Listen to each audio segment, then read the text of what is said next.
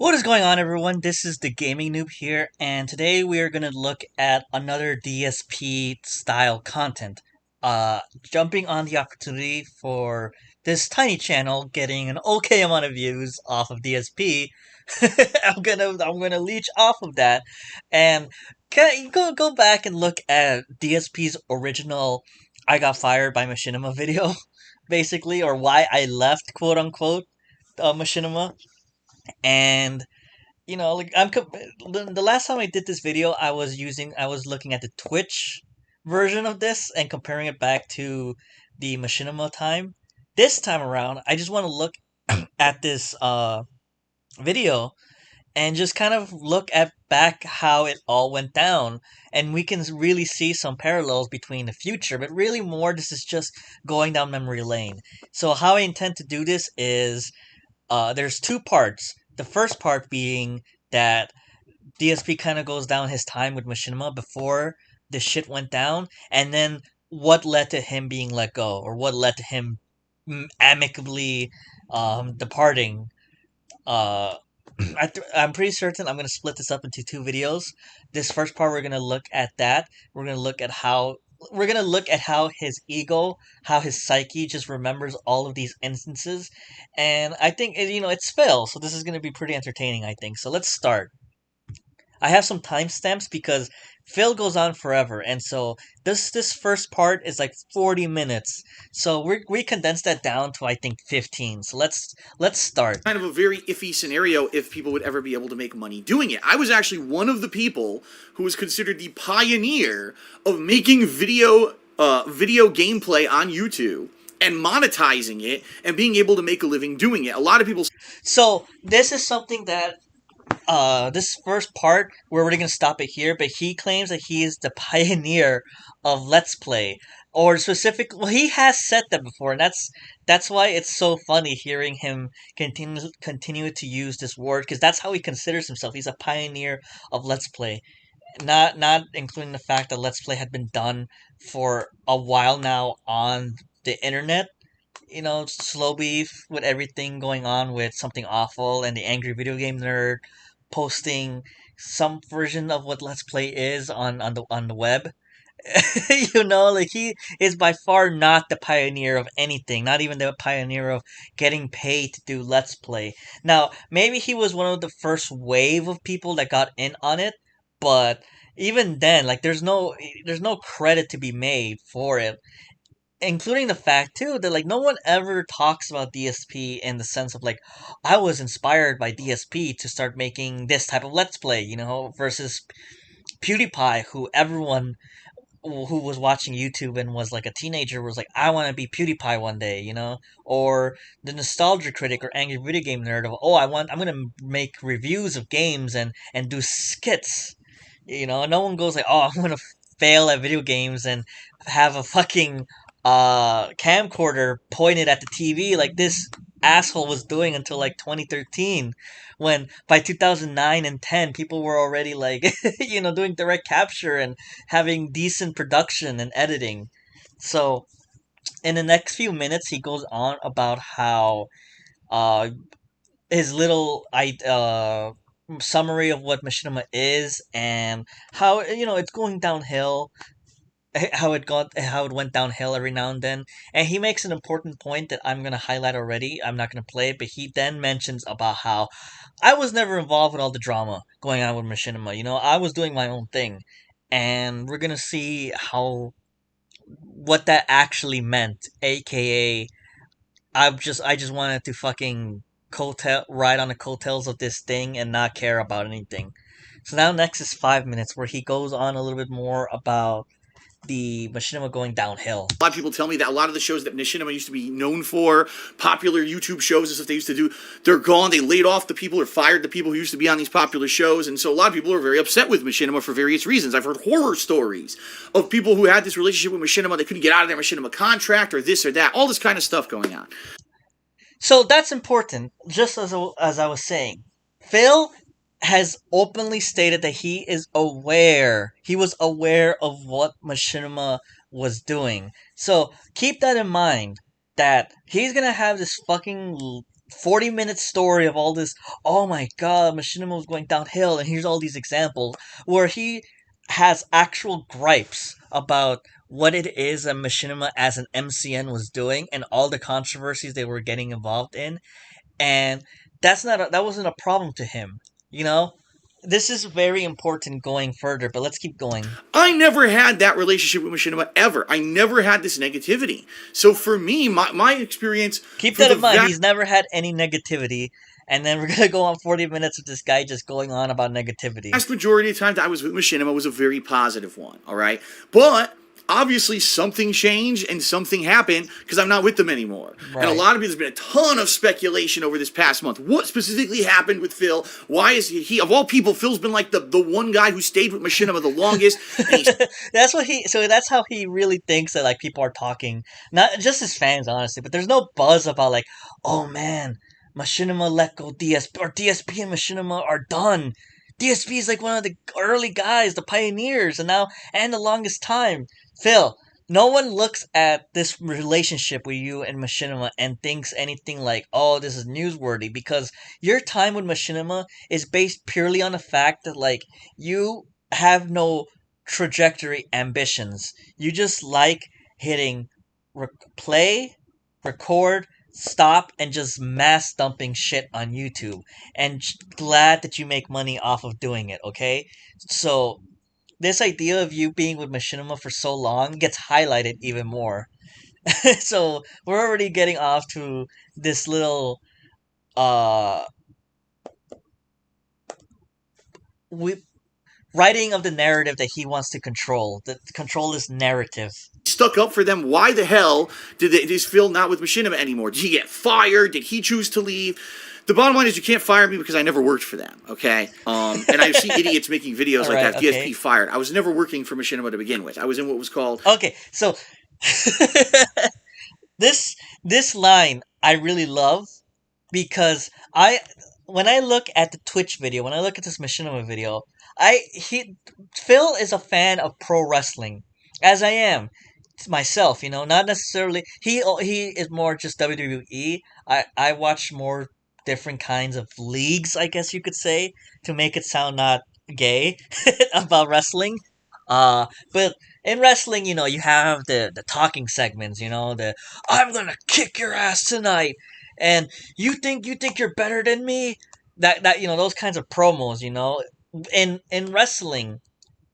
Outside of wrestling, there's these thing called shoots, where you talk about the bullshit you have to go through with wrestling. You talk about the other wrestlers, backstage drama. It's all kind of gay to be honest, but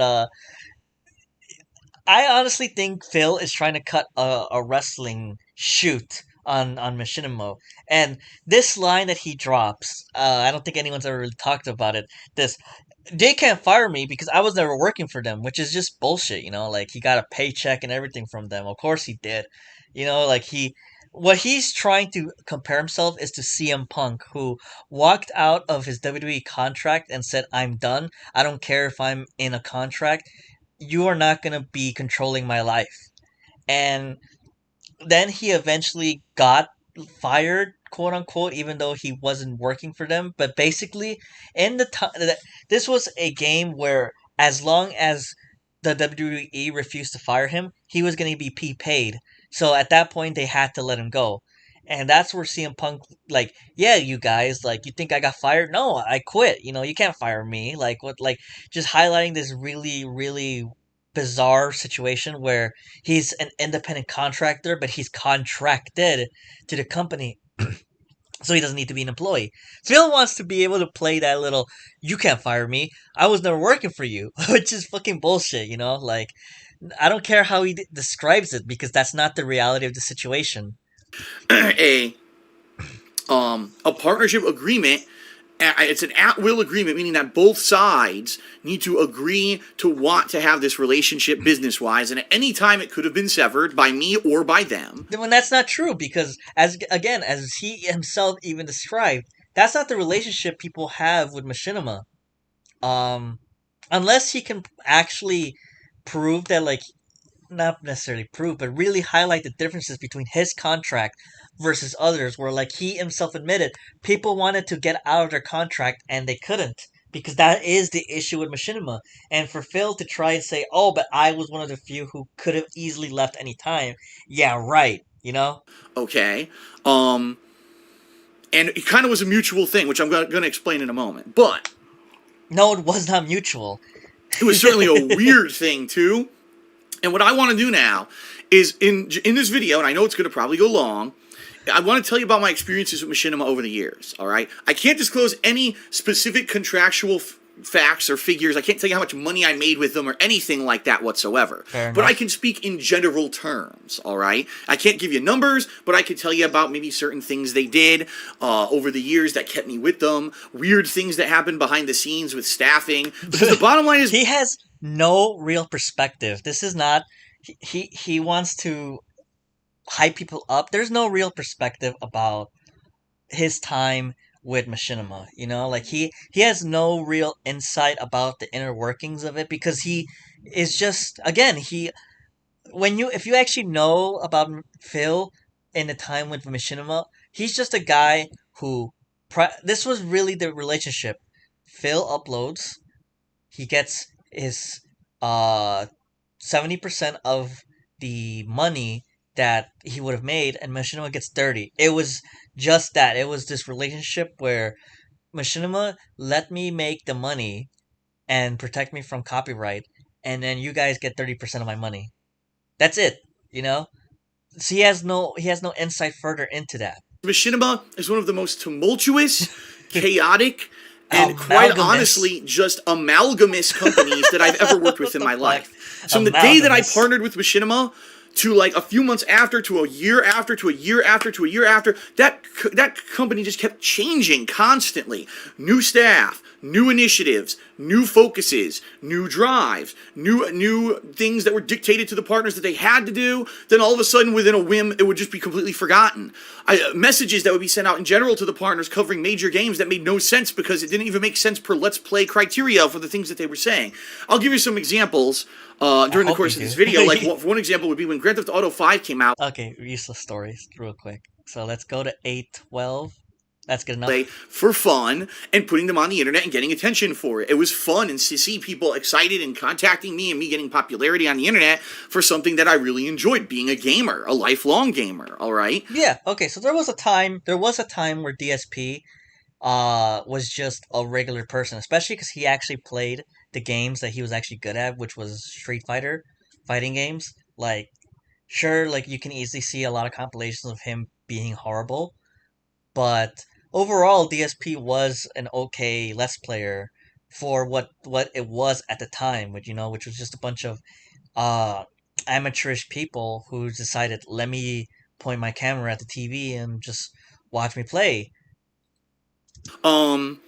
It wasn't intended that. And that's it. It was just that small window, and then yeah, Phil became the social pariah. He became the lol cow in YouTube, and that gave him some boost in popularity just because people ironically watched him, up to the point that like the point where he was uploading at the time, and when he was getting dismissed by Machinima, he was getting what, 400 500 views per video, maybe 1,000, and then maybe in part 1 of whatever let's play Uncharted 3, maybe he'd get like, no, not Uncharted 3, because that was way too Shadow of Mordor, maybe he'd get like 5,000 view in part 1 and part 2, and then there it diminishes until it's like 500 views, you know? Like, there was no influence by him. There was no clout, you could say. He was a small corner of the internet at that point, and him pretending otherwise is false. I would get laid off from my job in 2010. I had an office job for almost 5 years. I was getting commendations in this job. This is why I put the timestamp. The whole this story, it's a meme with him. It's Back in 2010, I got let go from my job. 2 months they laid me off. Made no fucking sense at all. Another case of another company doesn't know what the fuck they're doing. And by the way, that company I used to work for is pretty much on its last legs. Sour Grapes that he's still to that point where it was at that point 7 years ago. He still talks about the fact that like, oh, in 2010 I had this job but I was let go, but I had a plaque. I was employee of the month. And I had a lot of accommodations, and they still let me go. And he has to unnecessarily. Oh, and now they're on their last leg anyway, so sucks for them.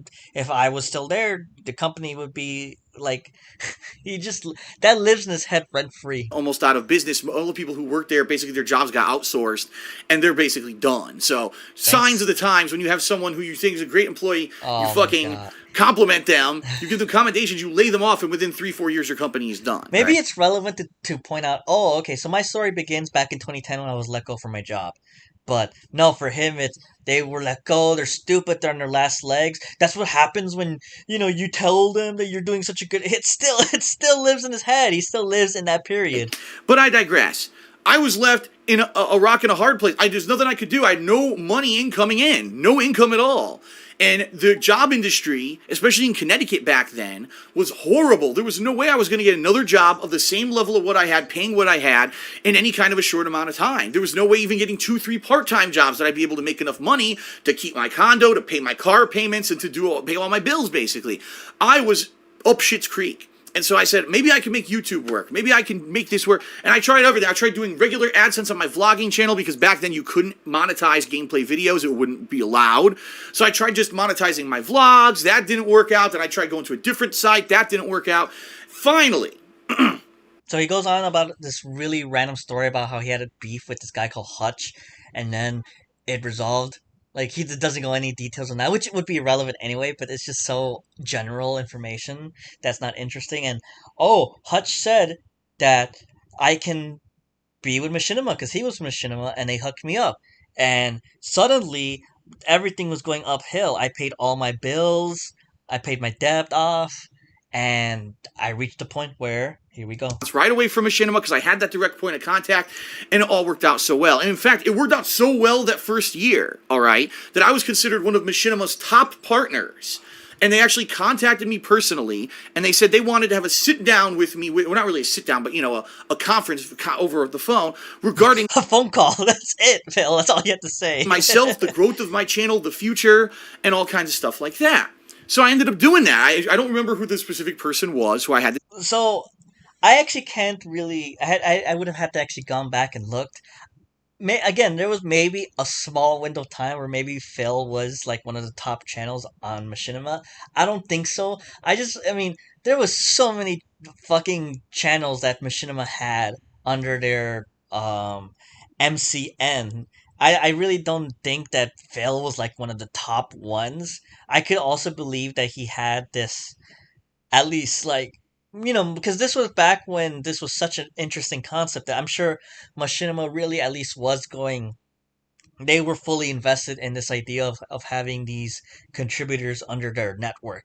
So I could at least believe what Phil is about to say, but it's still a funny story this guy he has with this representative from Machinima. This phone call with. But basically, mid to late 2011, I had this phone call, and they were like, so, what do you want to do with your channel in the future? And I explained, I want to split it up. I have this series that I do called Ask the King, and I have this series called The Week in Preview, but eventually I might want to split that because I noticed that those videos don't get as much attention when they're grouped in with all my gameplay stuff. I might want to do a channel where I only do game reviews and stuff like that. So keep in mind, yeah, he wants to branch out, which is a good idea. But keep in mind that he had to start. Oh my god, I remember that SOK used to always do this, and yeah, the great paused Phil faces. Oh my god, it's so scary. But then the weirdest thing happened during this conversation. This is the weirdest thing. But outside of YouTube, what do you want to do? And I was like, I'm just on the up and up on YouTube. Like, this is the beginnings of something great here in 2011.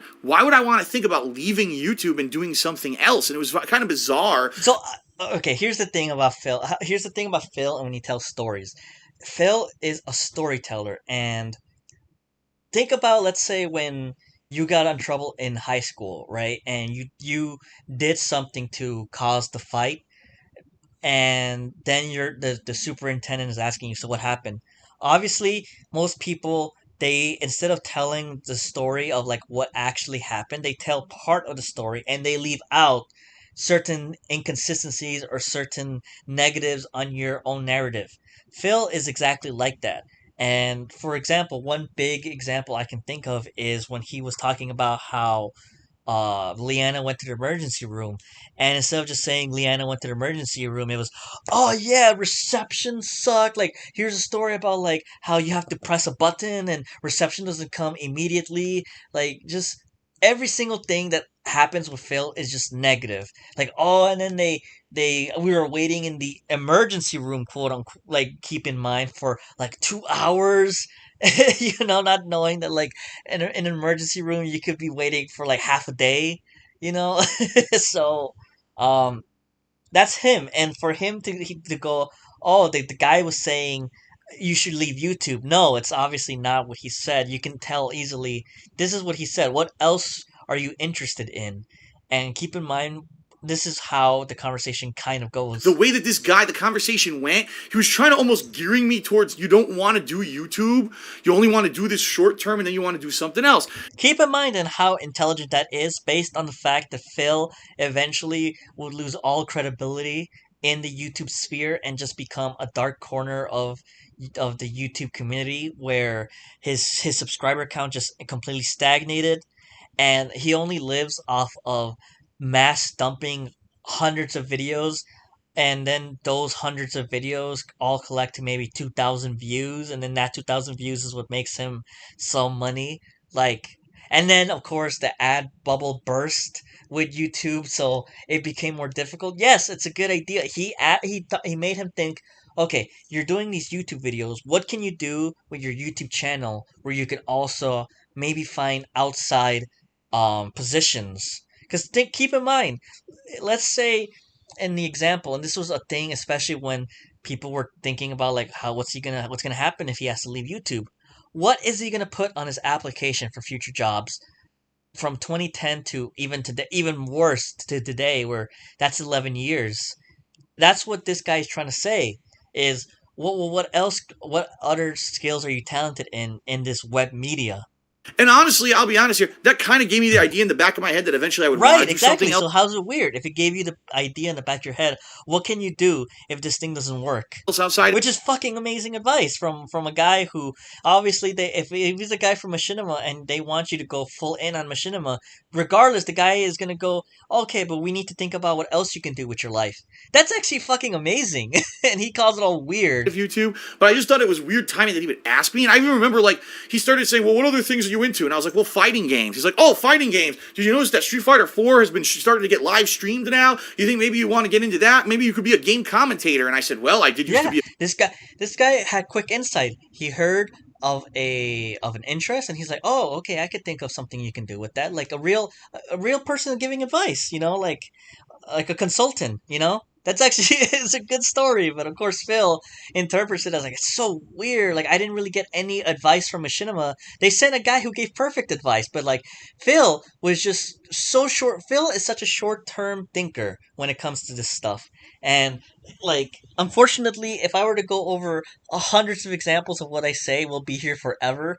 But like, here's the quickest example of that is that when in this time when he was everything was going to the shit, he started making 40-minute videos, where instead of doing like hundreds of 10-minute videos, he did like one larger video.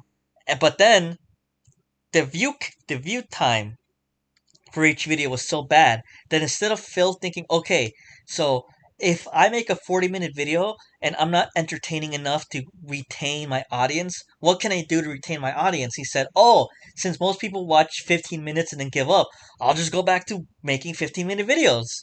And there what that's his solution. That's how he thinks. And so obviously he had no foresight to think, what if this new media, this web media that's coming out, what if it can't last forever, or what if I can't make it last forever? No, of course he was thinking about, like, oh, for example, these past 5 videos made me $2,000, and all I did was hit record and play. Obviously I'm going to keep doing this then. And the guy is like, no, what? Okay, think about other things you could do. Of course, he didn't think about other things he could do. He was thinking about the fact he was getting successful off of this weird venture that people were doing. A pro player. I have a lot of knowledge of the series, and I probably could add a lot. And he's like, yeah, that's it. Yeah, that's what you should do. You should look to be a competitive games commentator in the future. And by the end of the conversation, I was so like confused. Like, what was the point of this conversation? I thought the conversation was going to be about the growth of my channel and all this stuff. And by the end, he was trying to convince me to be a games commentator. But that's what I mean. This is the kind of stuff that happened with Machinima. That's the thing. He's throwing them under the bus off of that conversation. It seems like he actually would have steered him to the right path. Because keep in mind, too, if you know about Phil, he eventually lost all credence in the fighting game community because after time, he just kept sucking in all the new games. And he's you're not going to be playing Super Turbo Street Fighter 2, this emulated ROM from Japan forever, Phil, where you won fourth place and you're the best American Street Fighter bullshit. Like, that wasn't gonna last forever, and it didn't. And then, as he couldn't adapt to the new Street Fighter games, he just tried, oh, guys, you should be mad at all the Street Fighter changes, and everyone just laughed at him and booted him off the community. And keep in mind, he could have actually made a foothold if he thought about doing games commentary, for example. But, hindsight is hindsight, I'll be fair enough to say, but here's the next timestamp where um, he goes on about how badly Machinima it was organized and the negotiations that went on. Negotiate everyone's contract, There we go. which we'll get to in a moment, because that was actually late 2012, and I don't want to get ahead of myself, but that's another thing. I mean, early 2012, everything's going great, folks. We're making so much money. We're going to put you into this special bonus program. Get really excited. Okay, motivate my viewers. Come on, come watch my videos. I'm within the bonus structure. I'm supposed to be earning it within 2-3 months. They cancel the whole program, and the next thing you know, oh, we're giving you a pay cut. What? That's how Machinima operates. They're so weird. Okay, so fair enough criticism, maybe. I would like to say, an honest defense, although also admitting I don't know much of the situation. Again, this was a new media. They were trying things. That's gonna happen. Especially like in considering it, looking at it as a startup. Phil is calling them out on things that like any startup would do, where they'd adapt and change and figure out what can work, what can't work. And you can't really complain about the fact that like, hey, I was making so much fucking money and then I made so much money. That's not a thing to complain about necessarily. But he's thinking of any single slight, any single mistake that Machinima made, so that he can make this fucking vlog about like, oh, let me give you my insight into like all the crazy shit about Machinima. Like, no one listening who is like an outside viewer or someone who's interested in seeing, oh, this guy left Machinima, like, how did it go? Because this video was called 6 Years with Machinima, Ups and Downs and a Bizarre End. Clearly, like, not a clickbaity title, but a title that can draw attention. Like, oh, what's his story? And he has no story. His complaint is that like, oh, like Machinima had this random program for 2 months that they discontinued because it was making them lose money. Like, okay. They have initiatives that sound good, and then all of a sudden they drop the entire initiative and change their minds about everything. Okay? If you really want my opinion on it, I think it's because they're very disorganized. I think they're a company that constantly fluctuates and doesn't know what they want to be. Because if you actually look at the history of Machinima over the years, yeah, they're a partnership company on YouTube, but they also have their own channels where they have their own shows and things going on YouTube. They worked on this Halo series for a while and did this Halo Reach series and stuff like that made no sense. A live action... Okay, Phil. You just went on about how, especially multiple times in our own viewing, about how you had a vlog channel, about how you had a Street Fighter channel, about how you wanted to do your own review channel, you wanted to do your own game channel. Let's look at even today. You had your own fucking channel eating food. DSP tries it. You had KO Gaming. You had all of these ventures that didn't pan out because you never could have fully invested, because you also just wanted to play and record and play actually would be would be. But so don't go on about Machima having multiple ventures, because that's a good idea. I mean, sure, like Machinima isn't a thing today, but that's not again like, oh, fucking, that's what happens when you mistreat your partners. You're gonna close down because you fired Phil. Like, you have no position to talk about about doing multiple things and not having a real identity and failing in multiple ventures, Phil. TV like series. Why did they even do that? I don't know, but that's what they did. And then they later on did other series. Remember they did wasn't it the Mortal Kombat series, right? The live action Mortal There's Kombat. nothing wrong with Why these. did they do that? A lot of I them don't are know. successful. It's so weird. And by the way, every time they made one of those series, they wanted me to promote the series, and I told them, listen, sorry, I'm not going to link your series to my main page for any extended period of time because I need to promote my own videos to make my own business go. Okay, so that's the thing. That's another thing about Phil then, is that not only was he sitting and just collecting the paychecks, but when Machinima would go to, he's going to claim otherwise later, but that's a good example. Machinima will go to him and legit just say, hey, um, talk about our show. Like, get people to also watch our show, which is really fucking simple. And considering the fact that, they made it so that he got paid, because if it wasn't for Machinima, maybe another MCN, but he would not be getting paid. He would not be making this living. Like he even said, if it wasn't, he literally said if it wasn't for Machinima, he didn't know what to do with his job.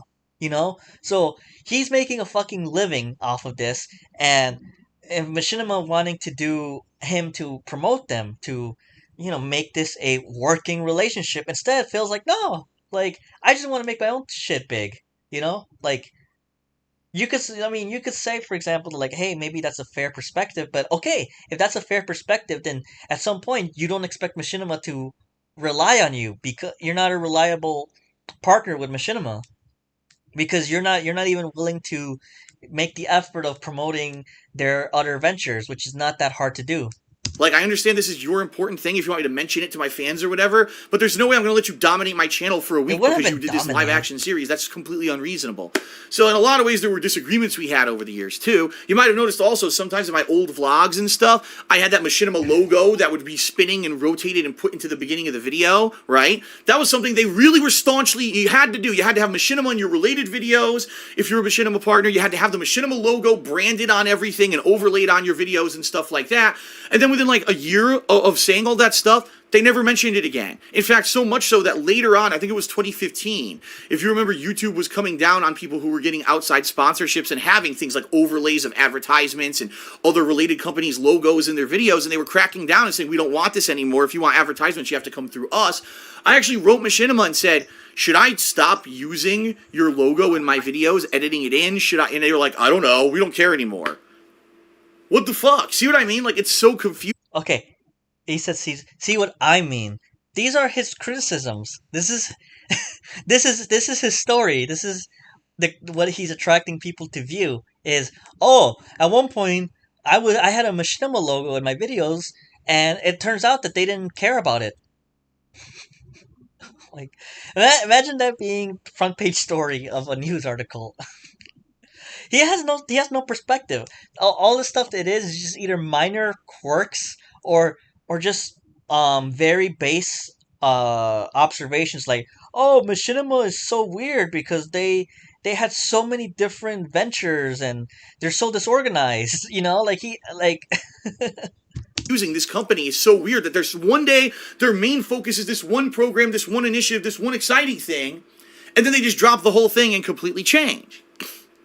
I'll give you some. Okay, so that's next up. He talks about his trip to E3, and it's a lot of filler. He plays a mech game, and he's supposed to review it and do coverage on it. And Machinima asks everyone for their coverage because Machinima's gonna promote this mech game using their content creators. He said, probably shouldn't say this, but most of the and this is people one of the representatives who got all of his content about this mech game. We sent out there, they didn't do shit. They went out there, they went to the Hawken party, and then they just fucking partied their ass off all week. Yeah, they did a few videos at E3 here or there, but literally they used it as like a paid vacation. Dude, you worked your butt off. This is great. Like, the guy was so positive with me. He's like, you by far covered it better than anyone we sent out there in 2012. You did the best coverage of E3. So thank you very much for that because you represented us in a very good manner. Oh my god. So the email was probably, hey man, good job, thanks. Some people didn't do a lot of coverage, but you did, so we thank you for that. Something like that. And this, like, in all of his stories, whenever he's representing someone else, you can tell from the moment of this is what he said to this is what Phil is wanting them to say. Where one woman's like, "Oh, Phil, you did a good job. Most everyone else they didn't do shit, but you, Phil, you fucking killed it. You're so handsome. Like I love your goatee. Like this is. Oh my god, I just love looking at this guy tell stories about himself. Showing that our partners go out there and did hard work. And I was blown away by it. I was like, dude, if you have any other events you want to send me to, at this point, I'm making enough money and I can even pay my way if I need to. I'd be more than happy because those videos at E3 were incredibly profitable and all that. After E3 2012, I was never contacted whatsoever to get into E3 for Machinima ever. What happened, Phil? I thought you did the best job. I thought you really highlighted what your partners can do. What happened? Like, you know what I mean? Oh god. They also probably realized that, like, hey, this guy who does the videos, all he does is point a camera at the TV and just presses record. Like, this is not like a top contributor, like. Stay there long term. So this next part is talking about more negotiations with his contract. Remember how he actually mentioned how he doesn't want to skip ahead. This is the contract renegotiations going on. It seems like most people who work there end up within if not a few months, 2-3 years, you're out the door. And that was the problem with me with Machinima the entire time that I had this relationship with them, is that I never had a consistent point of contact to go to for more than just a few months. It was always, oh, well, that person who you used to talk with isn't here anymore. Oh, well, that initiative that we had is completely gone now. You have to go do this way, okay? And we'll talk a little bit about that in a moment. So far, this is now starting to become repetitive, which is just that Machinima has a lot of programs, and then they stop. But I remember it was late 2012. All right, now again, everything's going good, swimmingly, smoothly, nothing going wrong at all. Late 2012, it was around, I believe, mid-November, late 2012. I got a call, not an email, not a text, a call from Machinima, something very important. We need to talk. Okay, called them up. Sorry, Phil, I know we already canceled that bonus initiative from earlier this year that we mentioned. Now we have to renegotiate your contract for less money. And I was like, well, what the hell? What gives? Why are you got to renegotiate my contract for less money? My views are sky high. I must be bringing you in tons of money, right? They said no. In fact, they said no. Yeah, Phil, that's that's a wake-up call, like, no, you're not as successful as you think you are, In fact, we had an audit of everything going on here, and we actually found out that we're paying you more money than your channel makes. And it has nothing to do specifically with my channel. I guess it's all channels on YouTube. The initial contracts that Machinima had given everyone, the money that they had negotiated for everyone ended up being more money than what ad revenue brought in on YouTube. Now, it could have been that YouTube ad revenue plummeted that year, and there's strong rumors that in 2012, that was the first year where kind of the high advertisement revenue bubble burst, and ever since then, it's been a steep decline. I don't know, because I wasn't tracking ad revenue back then. I was only tracking my channel views. I didn't give a crap about ad revenue. But that was the first time ever that Machinima, out of the blue, said, you're getting a pay cut, and you have a choice. You could stay with us and take this pay cut, or you could seek to go elsewhere. Now, at that point, I liked Machinima. They had sent me to E3. They had done nice things for me. And I said, why wouldn't I stay with you guys? So I took the pay cut. That was actually the time, if you remember, I had 3 channels. I had DSP Gaming, DSP Street Fighter, and I also had a vlogging channel, DSP Vlogging. Well, they told me that DSP Street Fighter was making almost really bad ad revenue. It was bringing... Yeah, so there you go, doing multiple ventures, and multiple of them, in fact, not making any profit, not being able to have any upside. Like, that's a clear example of your ego and how you recount this period being so flawed, Phil. Not bringing in much ad revenue at all, and they were going to have to give me a giant pay cut over there if I were to keep uploading videos to my fighting game channel. And I said, if I'm going to keep DSP Gaming open, and you're offering me a contract on DSP Gaming that's way more money than if this new contract for DSP Street Fighter, what incentive do I have to upload any videos to DSP Street Fighter? You're making no sense. Why would I even keep that channel when I could just upload all my fighting game footage to DSP Gaming and make the increased amount of money? To which they were like, yeah, I guess we see your point. So, yeah. So, and just like that channel ended, never stopped uploading, and he just moved. So that's one of the few stories where we actually learned something about the behind the scenes. And yeah, and so that just ended up fucking flooding the DSP Gaming channel with all these fucking fighting games. And just blowing up people's subscriber box. When you really think about YouTube back then, especially, I never use the subscription box anymore. I just completely rely on like what the algorithm tells me to watch, which are new. I don't look at the fucking subscription box anymore, and I don't know how many people either. But just imagine back in the day. Here, let's actually fucking use an example. Uh, Subscriptions right here. See, hmm. Actually, well, how do you even access? It's actually very interesting. Can you actually even? Oh, here we go. Here we go. My boomer moment. So yeah, like that's what you would look at, and I don't do that anymore. I just most of these like no life shack, what cultured wrestling maybe. Some of the stuff will show up here anyway. Oh, Mr. Ludacris did a video on that. That's actually cool. I'll look at that later. Maybe I should just start using the subscription box. But yeah, and then imagine all of these roles suddenly just being fighting game, fighting game, fighting game, fighting game, fighting game, DSP, Let's Play Part 32, 31, 30, 29, 28, 27, 26. That's how it was back then. And people fucking hated that. How many, what even is his, because again, I'm sure it's like around 180 because it's always like that at that point. So buried on. Oh my god. Is he even on YouTube anymore? Like, what the fuck? Did I not ever even know that like DSP's actually not even in fucking YouTube anymore? I didn't even know that. Let me see. Dark side. Oh, there we go. Oh my god, he's 180. I knew it. 190. All right, that was a nice tangent. Wait, is he playing? He's playing Fallout. That's interesting. It was really weird, the whole situation in late 2012, how they had to renegotiate everyone's contracts, okay? Okay. The thing that gets me is this. You would think that Machinima has accounting, right? They have an accounting or finance department who looks at ad revenue versus what they're paying their partners, and they would be able to have a red flag and come to the management of the company and say, hey, Mr. CEO, hey, Mr. President of Machinima, hey, whoever, we fucked up. Look, we're paying way more money. Can we fix this right away? Hey, Phil. Guess what? That's what they did. That's why you're losing. You're getting a pay cut. Because they did that, Phil. Remember how he did that in a Twitch video where he's like, "Oh, well, if I said hateful slurs on my channel, then I would have been kicked out." You did. That's what happened.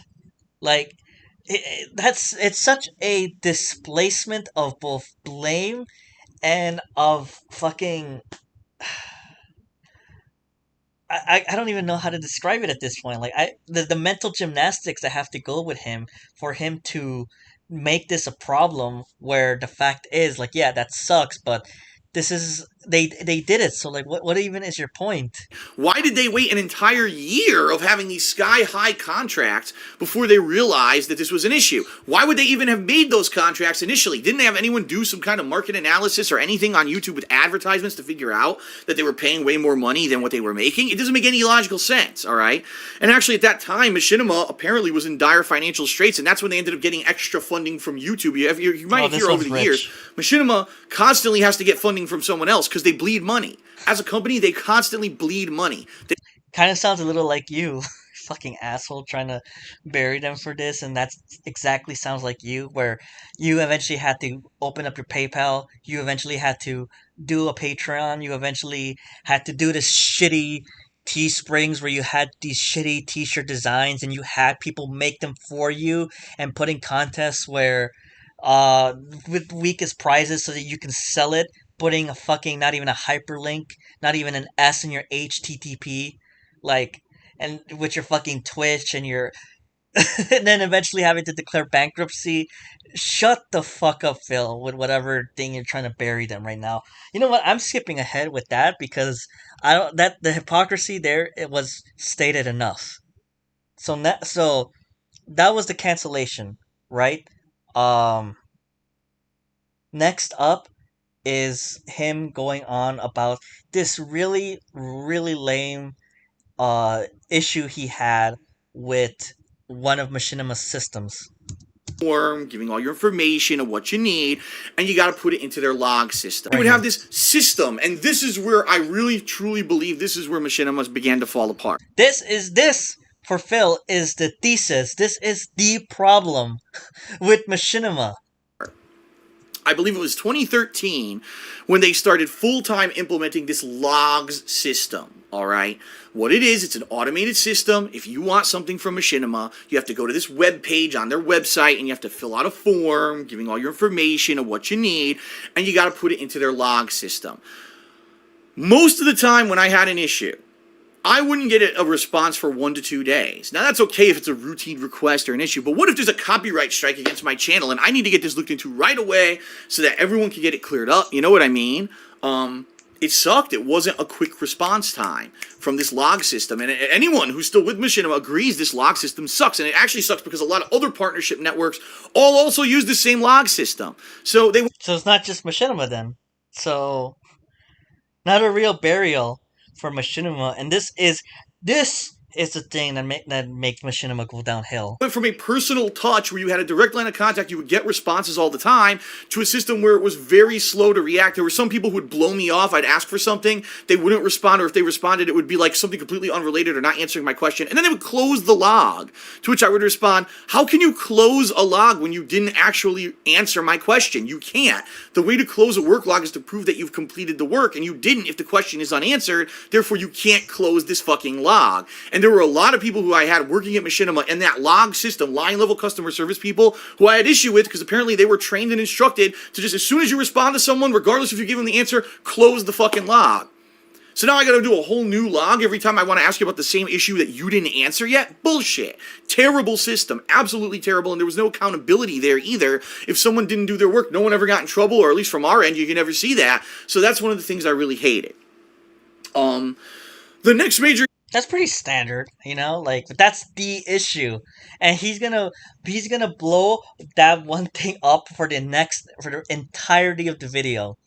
And when you think about all of the horror stories of people who partnered with Machinima were fucking, you know, because a lot of these people were naive, you know, because this was a new venture, getting these horrible 80-20, 90-10 revenue deals in reverse, that they got almost all of their revenue. They couldn't get out of their contract. They were overblown numbers. All of these issues with Machinima not treating you with respect, a lot of these creators found out. And Phil, again, because he never used Machinima, because he never tried to get upward trajectory by using the MCN, which is what people were promised whenever this whole MCN stuff was starting. He never saw those problems. And so now here he is, now needing to do his own fuck Machinima video, and they had logs, you know, just like every fucking, well, he said every other MCN. And basically, almost all companies now go through this system of online. So, what a burial, Phil. So next up, so he goes on a little bit about the partnership that he had with Machinima, and here goes the next issue. Right here. One in the finance department of Machinima stating, Phil, we are canceling your current contract as of this date. Here's the new contract. You're no longer going to be in a contract that's based off of views. You're now going to be on the contract that almost everyone on YouTube is based off of, ad revenue. Okay? So what I earn... Okay.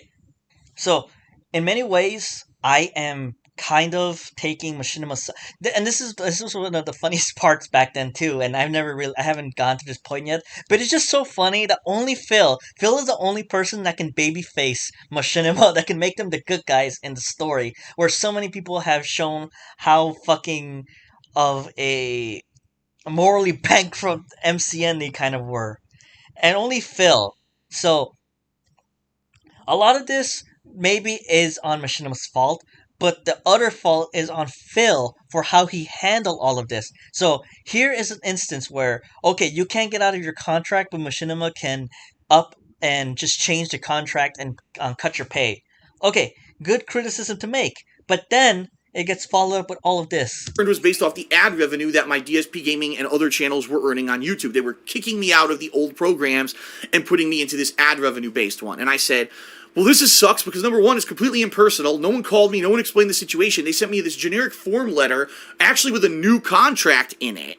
All right, stating that they were forcing me into this new contract or they were going to cancel my contract at the end of the year. And I said, this is ridiculous. This isn't how you treat someone who's been a partner and a top partner of yours for years. Exactly, Phil. You're right. I should have gotten a call, at least explain the situation. And by the way, they were rushing me into it. They were only giving me like 30 days to sign this new, way less lucrative contract, or else they were going to give me the boo, okay? So immediately I contacted the head of the partnership program, who I was friendly with, and I said, listen, I need more time than just this. I need to go out and see what else is out there, what other companies are offering, and see if your offering or what you're giving me now is better than what they're going to offer. You can't just force me to sign this within a couple of weeks. I'm going to need some time. So the good thing is, again, because I had good rapport with the head of the partnership program, he said, we are going to give you an exception. We're going to give you like two months to figure out what you want to do. And you can sign with us or not. It's up to you. But this is the best offer, the absolute best offer we can offer. And we apologize. We know it's a pay cut. But it is what it is. We can't keep paying you a flat rate because, again, apparently Machinima had found out they were paying me more money than what the channel was making ad revenue-wise. So why on earth, again, their finance department didn't figure this out and stop it to begin with? I have no idea. Why do you care? All you're saying is, oh man, I really wish that my higher payment I was getting was cut shorter. Like, that's literally what you're saying, Phil. It makes no logical sense that there's this major partnership company who apparently has terrible finance people who never alert anyone in the company of what's going on, and therefore they always pay people more than what they make. It makes no fucking logical sense. How could you stay in operation? You couldn't. You'd be bleeding money constantly. It makes no sense. So, I went out there in late 2015, and I looked at other partnership companies and what they were offering, and it turns out they were offering slightly less what Machinima wanted to offer me to stay with them. So I said, okay, I'm going to stay with Machinima. Now, I remember at that time I talked about this publicly. A lot of people gave me shit. They said, Phil, didn't you hear the negative press that Machinima did this thing and Machinima did that thing? Why would you stay with Machinima in late 2015 when they have this negative stigma associated with them, and a lot of big YouTubers have left them because of this? Why would you stay with them? And I simply said, because they're offering me more money than everyone else. And that's it, Phil. And look at that face. That's the face that everyone made when everything went to shit for you. Exactly, Phil. All you wanted was a higher paycheck, and that's it. You just wanted to fucking press record and play. That's all you wanted to do. You had no ambitions to use the MCN in any way. You had no upward trajectory. You had no real concrete plans. Even when you had KO Gaming, you even used Machinima to promote KO Gaming, and they actually did. All of this. And you could have had a situation where you got out of Machinima, which was a bad MCN, like you're fucking admitting to now all of a sudden. And you could have gone, I don't know, to Maker or something where you could have looked at the pros and cons. It's like, oh, if I go here, I might be able to use a studio to help fucking heighten the quality of my videos, or etc. etc. No, all you wanted was to be paid the highest amount possible for the least amount of work you were doing, Phil. Okay? That's really, in summary, what this first section is about. All of these red flags that you both noticed and didn't notice / care, and then now you have to fucking make a video about why Machinima is an amalgamous company, as you said. That's the bottom line. That's why I'm staying with them. It's not because I don't like... It's not... I mean, yeah, another reason I would say probably was because I was friendly with the head of the partnership program, and I had that rapport with him, and I knew if I needed help with something, that I could contact him and I could get help with it. But outside of that, yeah, it wasn't... They weren't flying me to E3 anymore. Exactly. And at least at that point in late 2015, they were giving me free copies of games, so that was a nice thing, okay?